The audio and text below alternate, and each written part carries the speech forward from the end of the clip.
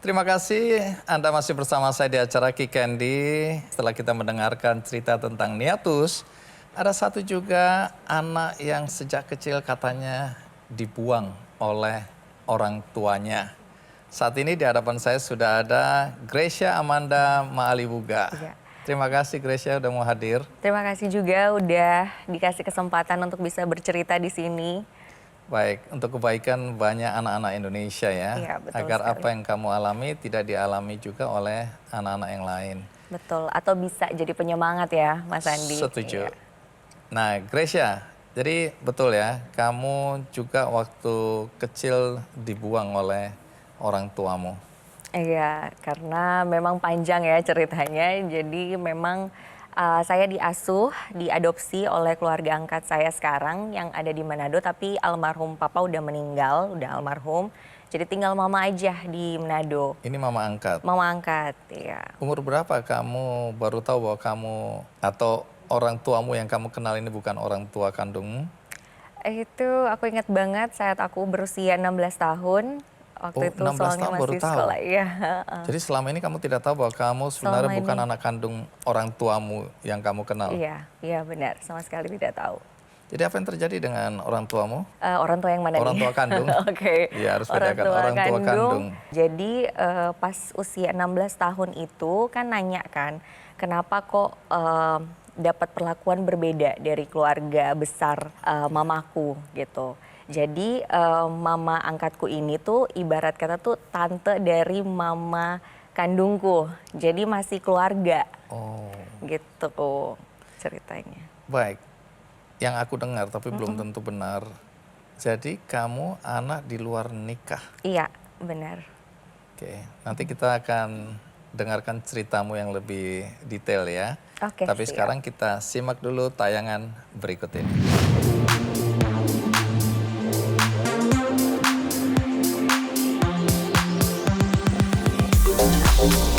Gracia Amanda Maalibuga, Dara kelahiran Ternate ini berhasil menjadi juara ketiga di ajang kontes Putri Indonesia 2015 silam. Meskipun demikian, Gracia sukses mendapatkan gelar Putri Indonesia Pariwisata dan mewakili Indonesia pada Miss Supranasional 2015. Di balik prestasinya itu, Gracia memendam kesedihan yang mendalam. Sejak kecil, ia kehilangan kasih sayang dari orang tua kandungnya. Saat Gracia masih kecil, kedua orang tua kandungnya tidak mengurus dan membesarkan Gracia, sehingga ia dirawat dan dibesarkan oleh orang tua angkat dari pihak ibu.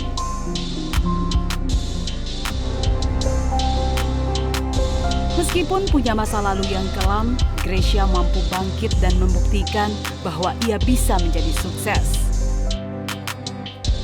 Gracia yang kini aktif menjadi model, di tengah kesibukannya ia bersama teman-temannya juga aktif di bidang pendidikan dengan mendirikan komunitas 1000 buku untuk Sulawesi Utara, memberikan buku-buku bacaan ke daerah-daerah terpencil. Bagi Gracia, ketika kita dilahirkan ke dunia, Tuhan pasti punya rencana dan tujuan. Kalau kehadiran kita di dunia tidak diinginkan, kita hanya perlu membuktikan kalau kita berarti. Lahir di mana? Di Ternate. Ternate. Iya. Oke, kotaku juga itu. Iya, Juga benar. masa kanak-kanakku. Nah, lahir dari orang tua seperti apa bisa cerita? Oke, jadi ini cerita yang aku dengar dari mama angkatku. Jadi ceritanya dulu tuh mama kandungku tuh udah hamil aku. Tapi pas udah mau nikah karena terhalang perbedaan agama dan orang tua dari mama kandungku tuh bener-bener masih apa ya, kalau Kristen tuh harusnya nikah sama Kristen gitu. Jadi benar-benar kalau soal agama tuh harus nomor 1 gitu. Dan kebetulan papa kandungku Kandung. itu Muslim. Jadi akhirnya dipisahkan dan mama kandungku tetap mau untuk melahirkan aku gitu. Dan singkat cerita setelah aku udah lahir, Nggak tahu gimana ceritanya, aku udah lupa juga. Tapi mama kandungku itu dikirim ke Jakarta untuk ya udah deh lanjutin sekolah aja gitu, terus cari kerja di sana gitu. Dan aku sendiri awalnya tuh kayak mau dikasih ke panti asuhan kayak gitu. Tapi tiba-tiba datanglah mama angkatku yang sekarang ini dan juga papa angkat untuk adopsi aku. Jadi kayak udah kasih aja ke kita gitu. Karena kan masih satu keluarga gitu. Gitu ceritanya. Oke, kamu lahir di Ternate tapi kemudian dengar-dengar besar di Manado. Iya. Kenapa harus begitu? Jadi waktu itu tahun 99 kalau nggak salah. Pokoknya aku masih usia 3 tahun itu terjadi kerusuhan Di Ternate di ya? Ternate. Dan kita mau nggak mau harus pindah ke Manado. Dan kerusuhan tuh bener-bener yang kayak ya mungkin Mas Andi dan juga semua orang udah pada tahu. Itu bener-bener mendadak gitu. Subuh-subuh kita nggak tahu apa-apa. Bisa bawa baju di badan aja sama nyawa kita tuh udah bersyukur banget. Dan itu juga bener-bener long story banget. Kita diselamatin juga, disembunyiin sama tetangga kita yang muslim. Yang emang kita tuh udah deket banget gitu. Orang Muslim ya? Iya. Tapi singkat kata kamu akhirnya dibawa ke Manado Iya, dibawa oleh ke orang tua angkat ini. Iya. Nah, dengan situasi dan kondisi tadi baju hanya di badan, bagaimana kehidupan kalian di Manado nih? Oke, jadi kita benar-benar mulai semuanya dari nol. Jadi dari hidup berkecukupan, mau makan apa aja tinggal tunjuk, sampai benar-benar kayak mau makan aja tuh kayak susah gitu. Jadi kadang-kadang harus ngutang di warung dan sebagainya gitu. Karena properti di Ternate kan harus dijual, terus itu kan udah hancur, lebur kan gitu. Jadi kayak harga nilainya juga udah jatuh banget. Terus juga barang-barang yang bisa diselamatin juga ya paling cuman barang-barang yang apa ya, kayak mungkin baju. Kalau barang-barang berharga tuh udah nggak ada gitu. Jadi benar-benar kita mulai semuanya dari nol. Dan waktu itu juga papa mau nggak mau harus pensiun. Jadi ya bisa dibayangkan gaji pensiun tuh berapa. Dan anaknya ada 4, untungnya yang pertama itu udah nikah, jadi udah ikut suami kan. Terus yang kedua itu puji Tuhannya juga udah selesai sekolah, jadi udah kerja juga. Nah yang ketiga ini masih sekolah, masih kuliah. Dan kamu? Dan aku yang keempat. Dan yang ketiga ini mau nggak mau harus drop out juga karena nggak bisa lanjutin karena biaya terhalang ekonomi itu. Jadi Gitu. kehidupanmu di Manado susah ini ya? Susah banget Mas. Susah banget. Penghasilan dari pensiun. Pensiun. Mama angkat nggak kerja? Nggak kerja, ibu rumah tangga. Oke, lalu bagaimana sekolahmu? Sekolah kebetulan dibantu sama kakak kedua, belum nikah kan, jadi dia agak sedikit bantuin uang sekolah dan sebagainya.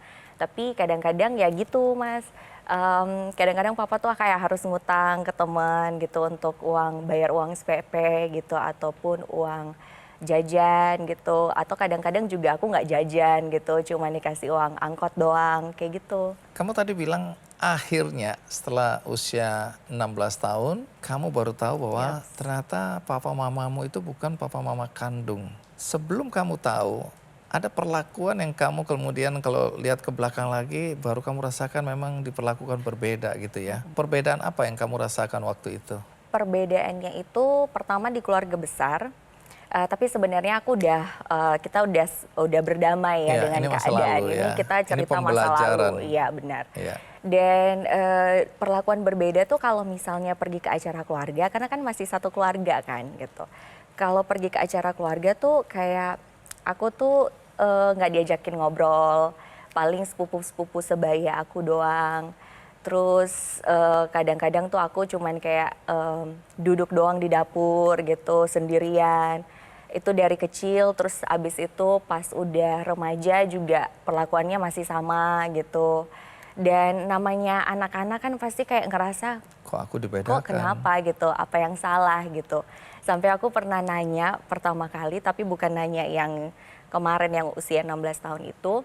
Aku sempat nanya ke mama, mah apa karena kita udah miskin kali ya jadinya perlakuannya kayak gitu gitu. Tapi ternyata bukan gitu. Jadi dan selain itu juga yang kedua, waktu tiap kali mau ulang tahun itu kan kalau di Manado suka bikin apa ya, kayak ngundang jemaat gereja untuk diadakan kayak perkumpulan doa gitu. Terus tiap kali jemaat pada nanya ke mama sama papa, almarhum papa, kok gereja ini baru usia 17 tahun tapi mama sama papa udah tua, udah 50-an gitu. Terus kakak-kakak juga udah 30-an gitu. Kok Gracia doang yang baru belasan tahun gitu. Dan waktu itu aku juga kayak matematikanya sedikit jalan gitu di situ. Mulai Iya ya, mempertanyakan gitu. juga. Iya gitu, karena kan ya it doesn't make sense kan gitu. Dan ya biasa mama sama almarhum papa tuh selalu ada jawabannya kayak, oh iya gitu, kita juga nggak nyangka bisa dikasih Tuhan di usia segini gitu. Kayak gitu. Dan udah akhirnya aku mulai kayak berpikir dan akhirnya memberanikan diri di usia 16 tahun untuk bertanya ke mama. Mah kenapa sih kayak gini gitu, udah jujur aja gitu. Akhirnya mama cerita itu mama lagi nyuci baju, itu aku nanya baru pulang sekolah. Itu mama cerita perlahan-lahan tapi mama agak sedikit nangis, terus aku shock juga kan gitu. Jadi ya udah akhirnya aku nggak nanya detail, tapi udah dapet garis besarnya. Akhirnya aku cuman masuk kamar dan udah diem doang di situ. Sampai di situ, kapan kamu tahu siapa mama kandungmu? Ya, dari mana kamu Pada tahu? saat itu. Pada saat itu. Iya. Oh, jadi mama angkatmu akhirnya menceritakan siapa Iya. mama kandungmu. Kamu tanya, Iya, siapa mamaku kalau gitu ya, mama kandungku, gitu. iya. Jawabannya apa? Iya, tante yang yang selama ini kamu panggil tante gitu. Yang selama ini kamu panggil Iya. tante. Artinya itu masih ada di sekitar Iya. bahwa mama kandungmu itu ternyata yang selama ini kamu panggil tante. Jelajahi cara baru mendapatkan informasi. Download Metro TV Extend sekarang.